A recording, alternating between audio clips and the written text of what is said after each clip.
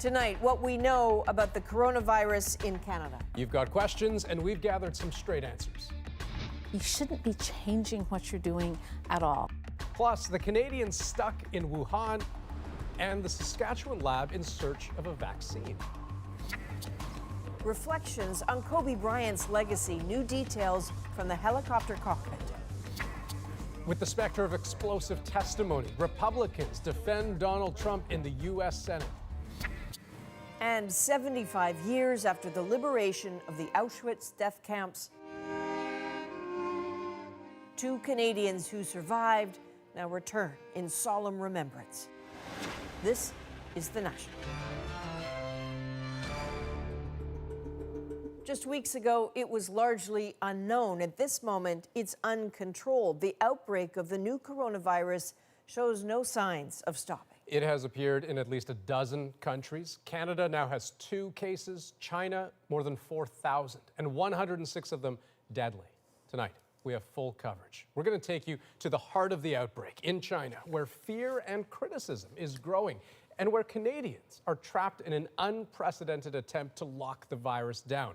We'll also go inside the search for a vaccine at a state-of-the-art lab here in Canada. And we'll speak with an infectious disease specialist who oversaw the investigation into the SARS outbreak in Toronto. She's going to answer our top questions. But first, the coronavirus close to home.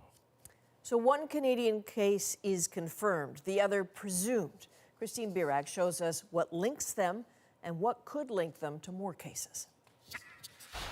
The couple in their mid-50s had face masks on as their 15-hour flight touched down in Toronto. At a kiosk, the husband responded yes to having a cough and traveling to Wuhan, China. They spoke with a border agent but didn't appear to be sick and went home, not knowing they'd become Canada's first and second case of the novel coronavirus. He remains in stable condition. The second individual is his wife. She is on home isolation, and she is well. Health officials are confident no healthcare workers had close, unprotected contact with the patients, but they're still trying to find travelers who were on that China Southern Airlines flight. Investigators want to speak with passengers who sat within 3 rows of the couple on the plane. We have been able to make contact with a few. Experts say the wife's case shows not everyone who's exposed to the virus becomes severely ill, but it does appear to spread through close contact with an infected person. Are you and I in close contact? We are. We're within 2 meters of each other, and also within that radius for a significant amount of time. A 15-hour flight qualifies, but... And in the situation where you might have had a respiratory virus and I'm just walking past you, I'm not going to pick that up from you. And while it's not clear how long the virus can survive on hard surfaces, those types of interactions are extraordinarily low-risk situations for disease transmission. Still, health officials are investigating several possible cases. I will tell you that the provinces and territories are reporting cases that they're monitoring. Ontario alone says it's already ruled out 16 possible cases, but another 19 people are still under investigation. All of them traveled to the Chinese province at the center of this outbreak. Testing a case takes about 24 hours. Christine Birak, CBC News, Toronto. Now, Canada's Minister of Foreign Affairs says 167 Canadians are in the Wuhan area. That's where the outbreak began. And the entire area is under lockdown, including those Canadians. Some of their stories now from Tanya Fletcher.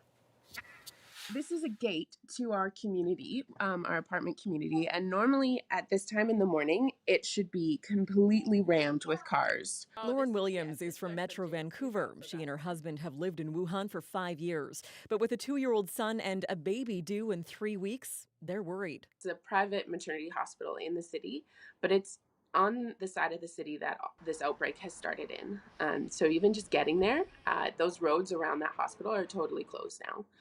So getting there is proving to be a logistical challenge, and also knowing that we would be going even closer to where the virus is. They want to leave Wuhan before she gives birth, but say the Canadian government has been little help. We rang Ottawa on Saturday to make sure that they had my wife's case on file. their key thing was just follow the advice of the local authorities at the moment, and that they've got no plans to evacuate the Canadians that are here in Wuhan. They feel helpless, and they're not alone. How are you, sweetie? They're oceans apart, but Monty Gisborne still has morning coffee with his wife. He's in Metro Vancouver. She's quarantined inside her parents' home in Wuhan. This is our apartment. She and their daughter traveled there mid-January to visit family. They've also been holed up for days on end, playing a waiting game. Trying to keep up with piano lessons. I'm gonna spell out your name in pinyin. And even school. How long do you think you'll have to stay in the apartment? I don't know. No people knows. Maybe 1 month, maybe 2 months. Don't know. The Canadian government says it's in contact with Canadians on the ground, that it's providing assistance, and that consular officials are closely monitoring the situation. Like they should be putting flights into Tianhe Airport at Wuhan to load up Canadians that are not infected and take them home. But for now, these goodbyes will have to do. I love you. I love you too, sweetie. Tanya Fletcher, CBC News, Vancouver. So the Canadian government updated its travel advisory today for Hubei province, of which Wuhan is the capital. The message is avoid all travel. Sasha Petrusek shows us how Chinese officials are in a push to contain the outbreak and any criticism of the response. On state TV today, coverage of China's premier wading into Wuhan. He's the highest-ranking politician to visit the epicenter of this epidemic, meant to be a signal that everything's under control. From Li Keqiang, a call to keep up the fight. He promised resources and 2,500 medical reinforcements. But even as doctors and nurses flew in to help Wuhan, the local outcry continued over delays in tests and treatment, chronic shortages of masks, and more. To quell public anger, Wuhan's mayor went on TV to give a rare apology for a slow response to the crisis, even offering to resign. Facing a sudden virus outbreak, he says, our work wasn't performed well enough. Indeed, for all the official promises, experts say the spread of the virus in China is out of control. As a precautionary principle, we have to be prepared that this particular epidemic may be about to become a global epidemic. Numbers are growing in China's big cities. Beijing has registered its first coronavirus death. In the capital, officers in hazmat suits now greet subway riders to check for fever. Few people are venturing onto the streets. We were very scared, he says. If it wasn't for my wife who had to come to hospital for a prenatal exam, we would not come outside. 1,000 kilometers from Wuhan, and even Beijing seems deserted. This is a megacity of 21 million people, and yet, look, it seems dead. Restaurants, markets, theaters, everything is empty these days. So despite government assurances, fear seems to have spread even faster than the virus. Sasha Petrusek, CBC News, Beijing.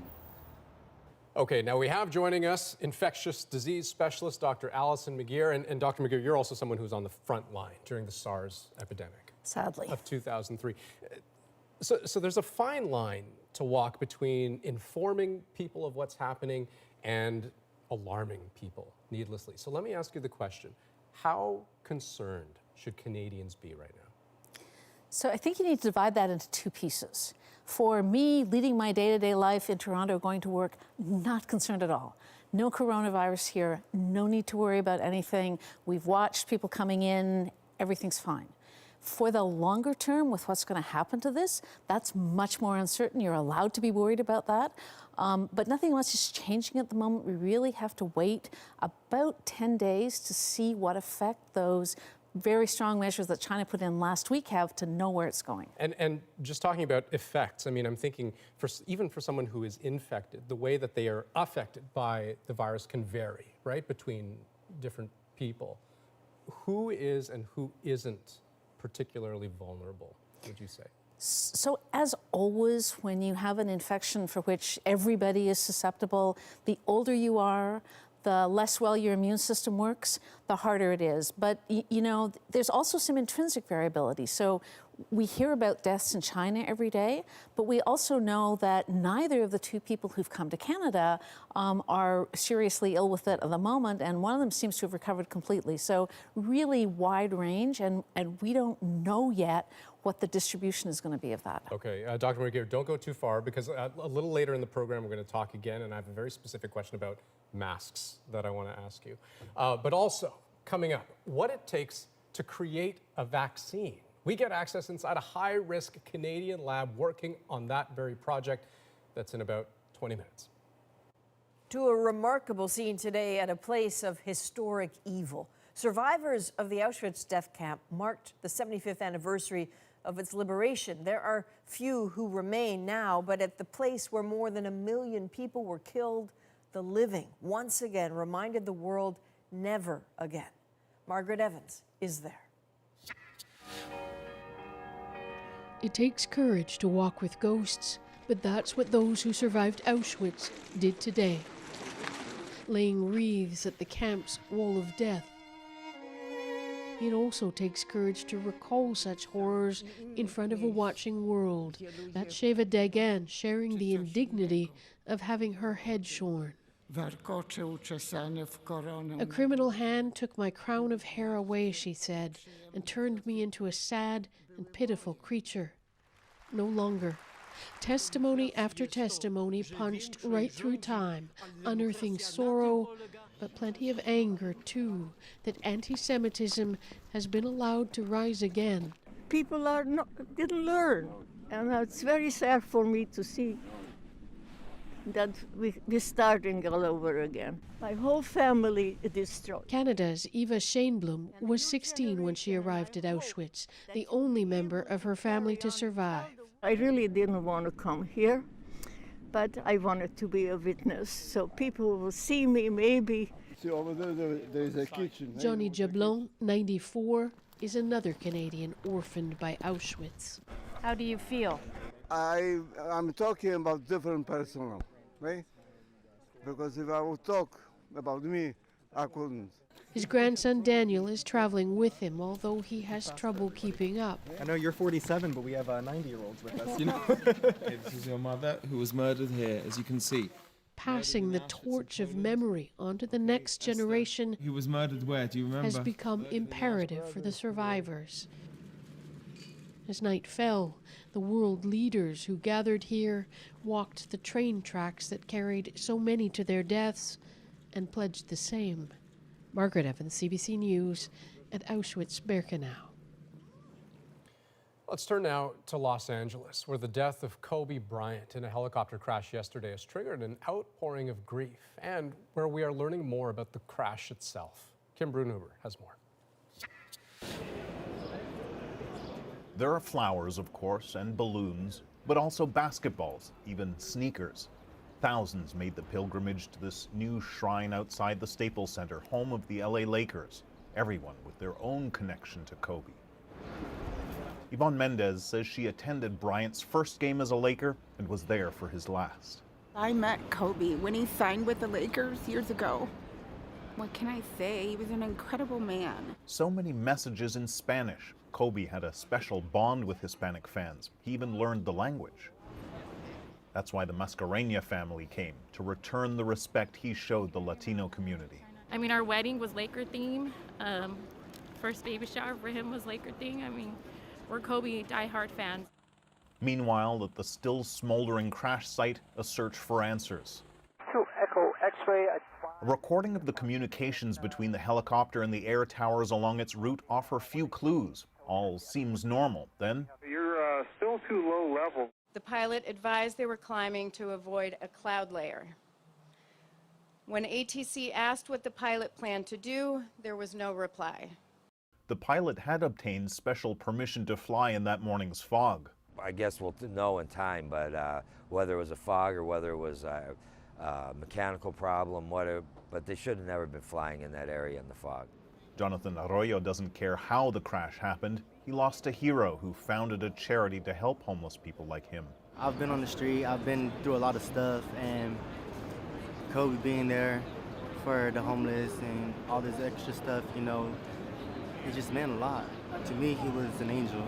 This message, a parting gift from a young man who couldn't afford to leave anything at this memorial except his words.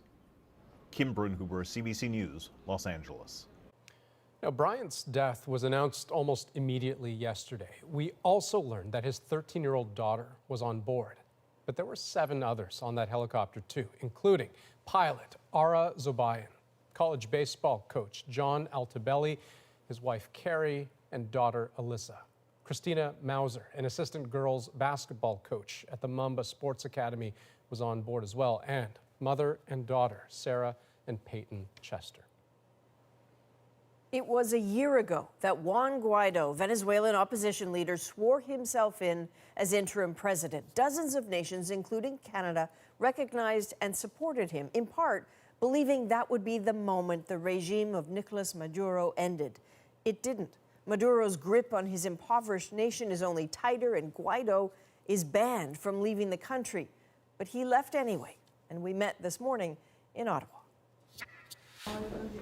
Juan Guaido wasn't supposed to be able to just sit in the residence of the Colombian ambassador to Canada.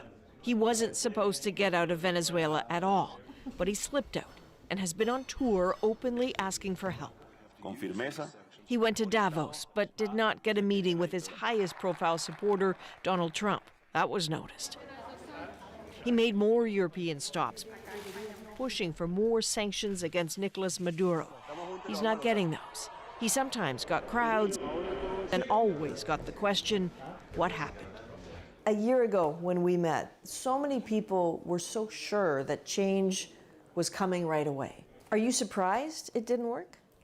Estamos hoy, no digamos sorprendidos, sabemos que nos enfrentamos a una dictadura violadora de derechos humanos. What did you not see about Maduro's grip on the military? El control que tiene a través del miedo y los intereses económicos, utilizando el oro venezolano para financiar grupos irregulares.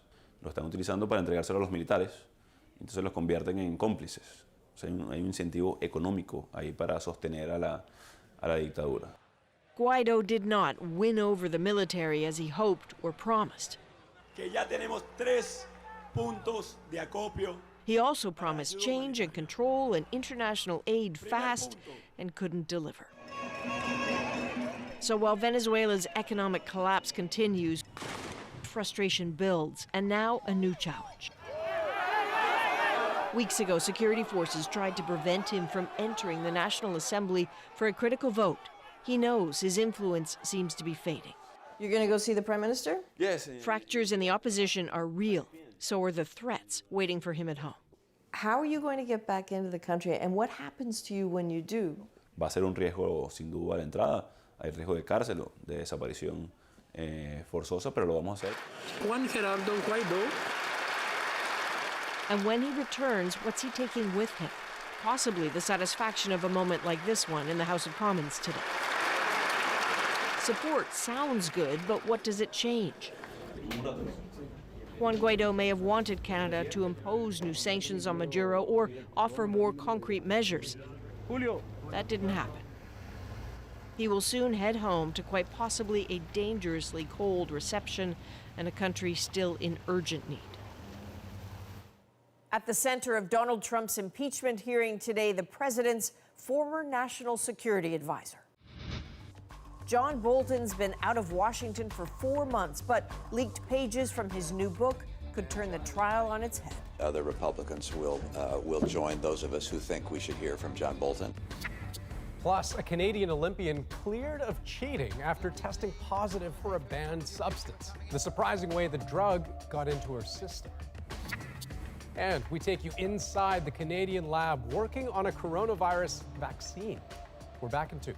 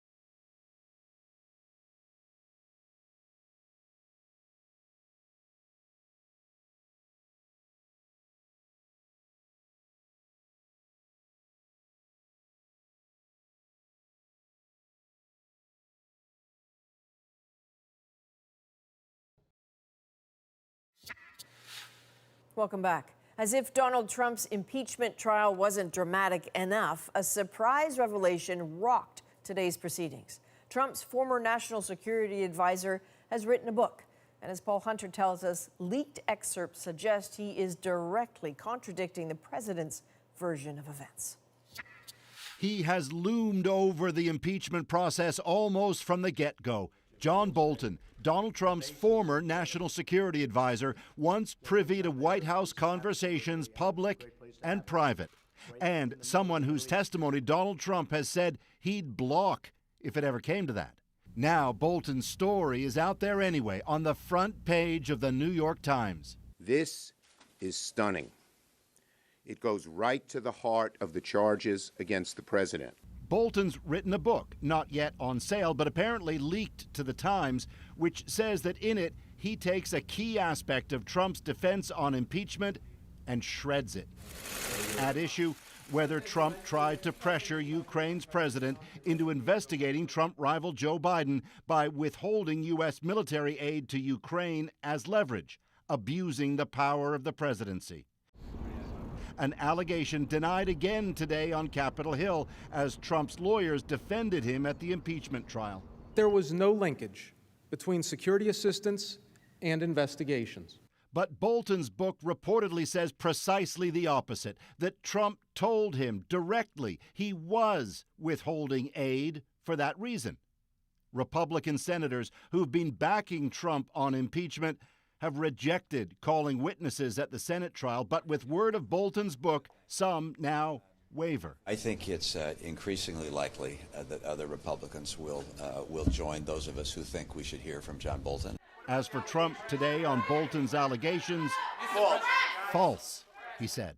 Senators may vote on whether to call witnesses later this week. If Bolton were to be called, it's unclear whether Trump could legally block him from telling his story. No president has ever tried such a thing. Not yet. Paul Hunter, CBC News, Washington.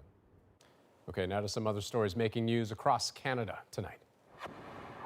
The stakes are high for Canada.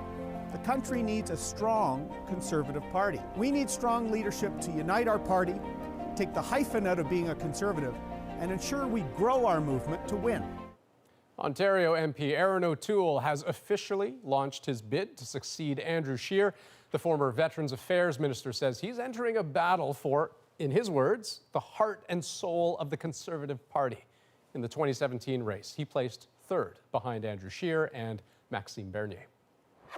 Finally, I can just focus all my energy on going forward. A sense of relief today for world champion canoeist Laurence Vincent Lapointe. The Canadian Olympic hopeful has been cleared of any wrongdoing after failing an out-of-competition doping test last July. An anti-doping panel has ruled that she was the victim of third-party contamination. She will be allowed to compete for Canada at the upcoming Tokyo Summer Olympics, where she is considered a gold medal favorite. They said we were going to get a lot of snow, but I didn't really anticipate school being closed for 8 days. Yeah, slow return to normal in St. John's as thousands of students went back to class. Officials say all schools will be open tomorrow, but the week-long shutdown has created other problems. There's a significant backlog at provincial court, where today hundreds of people had their cases postponed. As Canadian healthcare workers deal with Canada's second presumptive case of the coronavirus, Canadian researchers are working furiously to create a vaccine. So next, a rare look inside Canada's high-tech infectious disease lab, what it takes to fight a brand new virus. Self-safe. How well do those face masks actually work? More from our expert. Back in 2.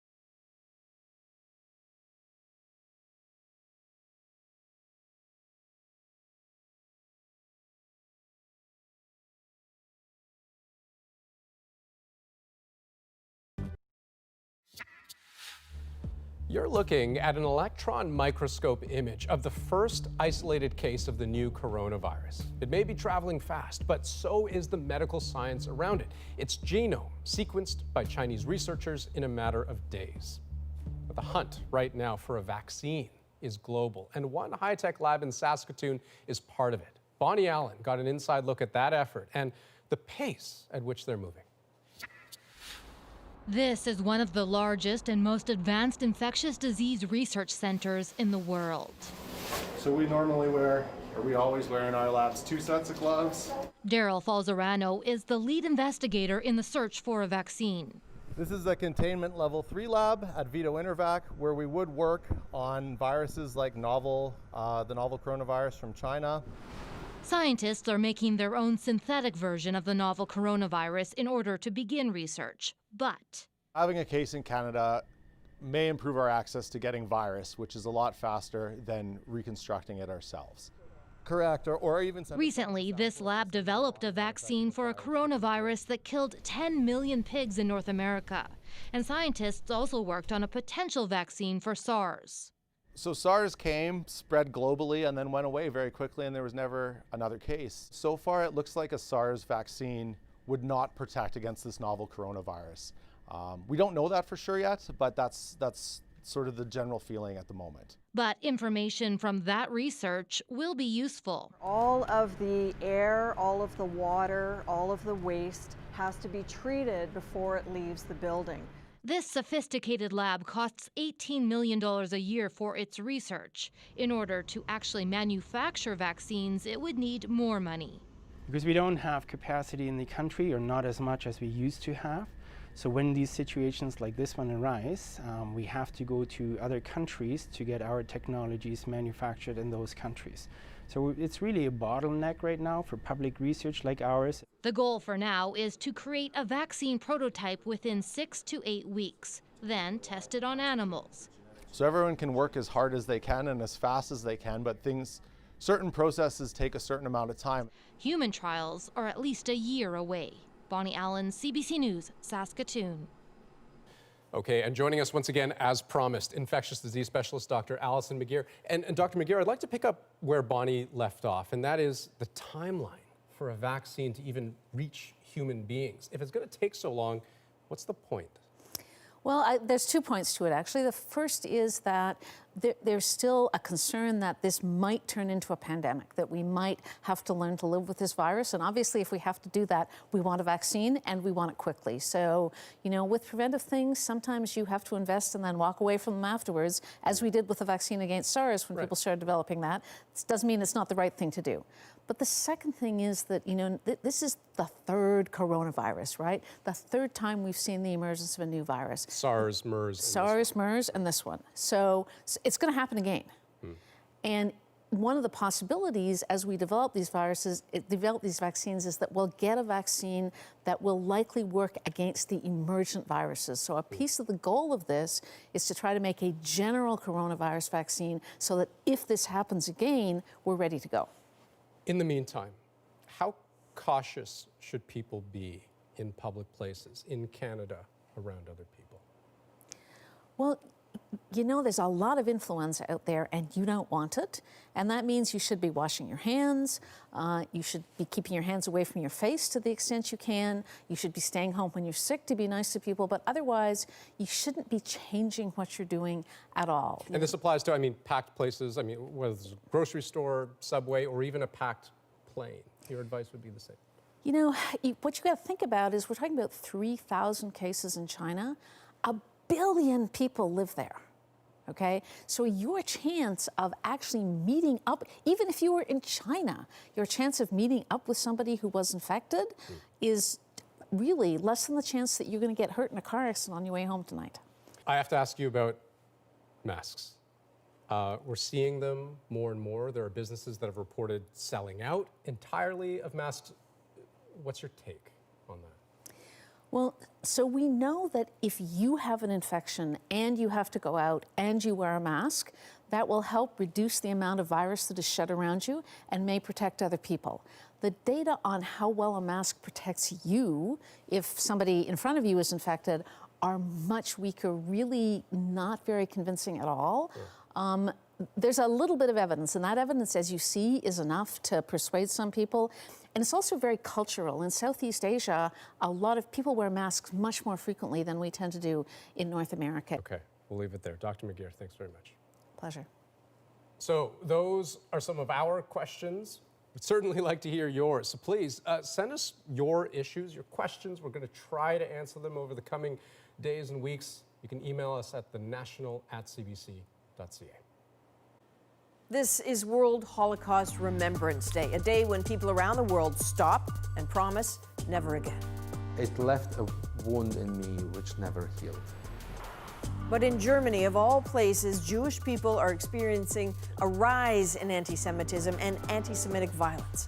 Margaret Evans goes to find out why.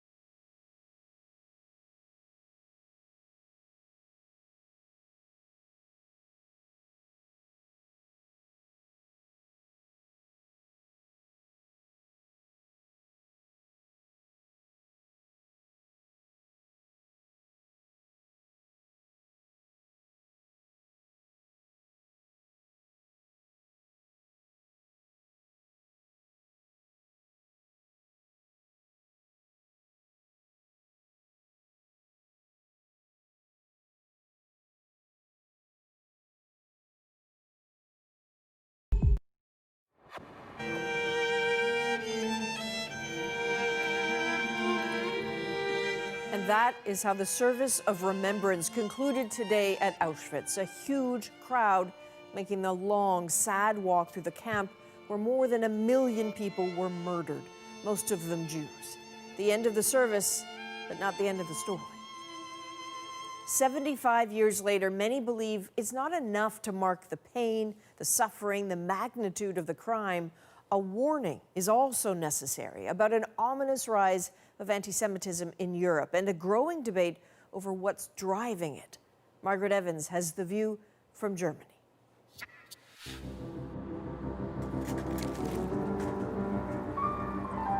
Berlin on a crisp winter's day doesn't get much better. Early morning commuters framed against the city's TV tower, a symbol of Berlin's reunification and since then of a Germany nestled in the heart of Europe. But all is not well here. There are dark currents flowing beneath the surface again, belying any sense of calm. But I believe this is happening everywhere. But I don't live everywhere, I live here. Igor Levit is a pianist of world renown and acclaim, but it's not the name he puts on his mailbox or his front door. Last November, he started receiving death threats. They came through via mail. They had an anti-Semitic tone. Email? Yeah. They were serious enough that he had to have police protection at a number of his concerts. Levit says he didn't experience anti-Semitism growing up in Germany until he was 22, a decade ago, when a man at a dinner party told him his people weren't meant to live in Germany. I didn't have the tools to react because I had no experience, but it left a wound in me which never healed. Germany is full of unhealed wounds. These are called stumbling stones, in that you stumble across them. They're etched with the names of people who once lived in the buildings nearby, forced to flee, or deported to death camps by Germany's Nazi regime. The country's promise to confront its past is everywhere you look in the capital. How then can a country that's been so invested in remembering and learning from the horrors of the past be witnessing a rise in anti-Semitism? And yet it is. Last year, the Interior Ministry here recorded a 20% rise in anti-Semitic attacks, most attributed to the far right. So worried is the government here that it's appointed its first ever Commissioner for Jewish Life in Germany. What is worrying me very much is the rise of anti-Semitism in the middle of society. You know, when you go to the football stadiums, in the underground, in restaurants. Felix Klein points to the rise of the Alternative for Germany, or AfD, a right-wing party whose leaders he accuses of inciting secondary anti-Semitism, blaming the Jewish community for German guilt. The chief of the party said that 12 years of National Socialism are just a minor detail of German history, trivializing then the horrors of the Holocaust. The AfD is now the third largest party in the Bundestag. They have their eyes on more. Many people want the good and the genuine patriotism back in Germany, where you can be proud to be German. That's it. Vadim Derksen is with the AfD's Young Alternative, a youth wing, now on an extremist watch list by Germany's Domestic Intelligence Service. He accuses immigrants of importing hatred. The biggest issue for me is, especially in the Muslim religion, starting there, if you want to fight anti-Semitism. Felix Klein disagrees. When you see the criminal statistics in Germany, particularly the refugees who came here only recently did not commit many anti-Semitic crimes. Sigmund Königsberg is the Berlin Jewish community's own anti-Semitism commissioner. He says the threat to Germany's Jews has increased both from the far right and Muslim extremists. He also singles out the AfD, saying any form of intolerance is a threat. This party transports hate against Muslims, he says, and if you hate one minority, you hate other minorities. We won't let ourselves be used as cover for their hatred. The Jewish population in Germany has rebuilt to about 200,000, a drop in the bucket in a country of more than 80 million. But in a survey last year, 1 in 4 respondents exhibited anti-Semitic prejudice of some kind. And at synagogues like this one in West Berlin, people say they're increasingly worried about showing outward signs of their faith, like wearing a kippah in public. Many of those who've experienced abuse will tell you it is the silence of the onlookers that is hardest to bear and the most dangerous. This month, the International Auschwitz Society recognized Igor Levin for his willingness to stand up against intolerance in all its forms. The threats against him, he says, haven't made him afraid, just the opposite. It changed me a great deal, absolutely. Not in terms of fear, but in terms of the will to ask myself, okay, what is my role in this society? In these troubled times, it is a universal question. Margaret Evans, CBC News, Berlin. Troubled times indeed. The rise in anti-Semitism goes well beyond Germany, from hate propaganda to vandalism to violent attacks on Jews themselves.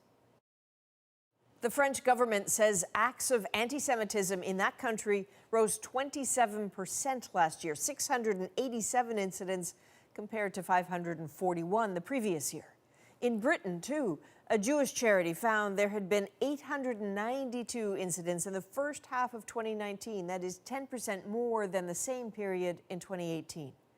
In the United States, the Anti-Defamation League says it has seen a 60% increase in cases since 2016, with incidents in virtually every state. And according to Statistics Canada, anti-Semitism is on the rise in this country. In 2017, hate crimes directed at the Jewish population were up 63% from the previous year. Now, here are some other stories making news around the world tonight. At least 8 people are dead after a fire swept through a boat dock in Alabama overnight. And the worry is the number of dead could still rise, since they aren't sure who else may have been on those boats. Witnesses say wind really fed into those fires, blocking escape routes and forcing people to jump into the frigid water. To date, Prince Andrew has provided zero cooperation. U.S. officials publicly calling out the Duke of York, saying he is not cooperating with their Jeffrey Epstein sex trafficking inquiry. 2 months ago, Prince Andrew said he would help American officials, but the FBI and federal prosecutors say he has not replied to interview requests. Prince Andrew has denied allegations that he had sex with a 17-year-old girl trafficked by Epstein. And some startling footage of passengers evacuating a plane in the middle of an Iranian highway. State TV quoted an aviation official saying the pilot landed the aircraft too late, causing him to miss the runway and end up on the nearby highway. At least 135 people are said to have been on board, but no injuries have been reported. And still ahead on The National, the complex legacy of one of basketball's all-time greats. Voices from the world of basketball on how they will remember Kobe Bryant. And from the Staples Center to a high school in Sioux Lookout, Ontario, the Mamba mentality transcends borders. Kobe was my hero. How these students paid tribute. We're back right after this.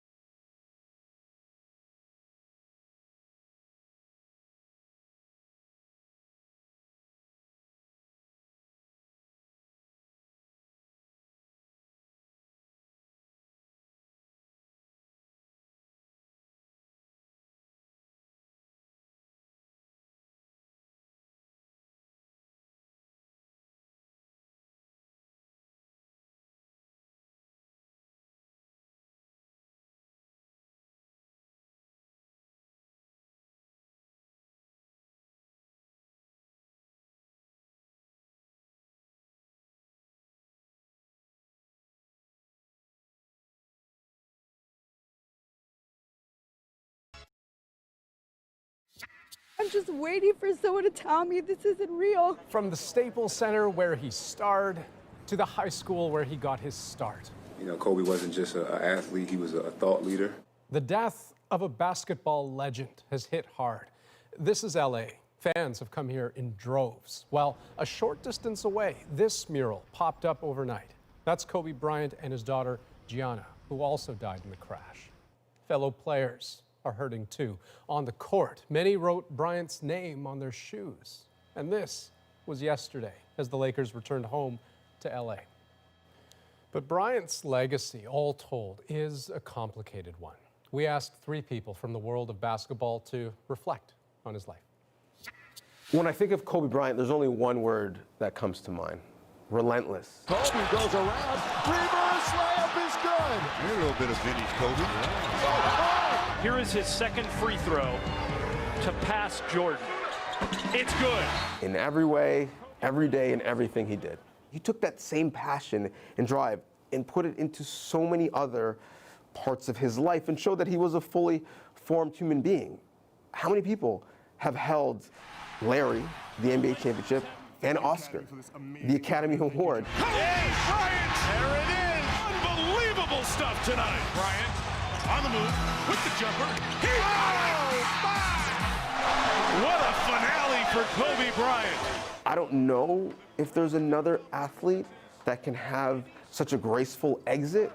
I'm really sad we only saw a short bit of it, but it is a blueprint for athletes on how they can transition into life and still have a big impact. Now, there are really kind of 2 sides to Kobe Bryant's legacy when it comes to women. And one side is the more recent, and that's the support of women athletes and female sports. And out of all of the greats to come out of the major sports leagues, Kobe was the best at supporting female athletes. On the other hand, what happened in 2003 with the sexual assault allegations was wrong. And with everything that happened around it, all of the media covering it, we can only hope that Kobe, as well as so many other people, learned that that type of behavior is completely unacceptable. Well, I was playing professional basketball in Italy at the time, and Kobe Bryant's dad, Jelly Bean Joe Bryant, he was a tremendous player. He was a great player in the NBA, also playing over in Europe. And so we were actually in Rome, and Kobe's dad played in a town near me, so we used to scrimmage each other. Wherever his dad was, there was Kobe. What his dad did, he just exposed Kobe to the game and was there for his son. And, you know, it literally was heartbreaking to see him and his daughter Gianna sitting together. And you could just see the joy, the peace, the happiness they had being together and talking hoops, sharing this common love. Do you think your daughter might want to play in the WNBA? She does for sure. She does? I mean, this kid, man. Wouldn't that be great? Dude, man, I'm telling you. There's some awkward solace in the idea that these 2 buddies, I mean, him and his little angel basketball buddy, they went together. Like, I haven't been able to get rid of the idea of that image of the 2 of them and their last moments together where you know that Kobe had her in his arms and he was comforting her, and they're shooting hoops right now. More on the legacy of Kobe Bryant right after this. How his lessons of hard work and perseverance made a difference in Northern Ontario.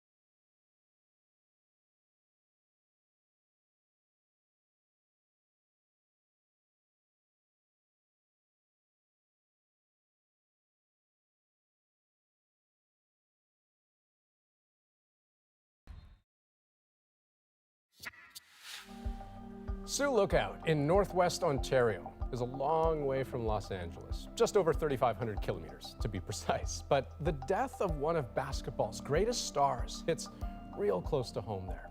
Pelican Falls First Nations High School hosted a basketball tournament just hours after news broke that Kobe Bryant had died. And their last-minute, heartfelt tribute is our moment tonight. Kobe was my hero. I remember when I first started playing basketball, I remember going on YouTube, searching up NBA highlights, and I saw Kobe's 60-point game. Most points scored by a player in the NBA this year. And just seeing how he played his hardest.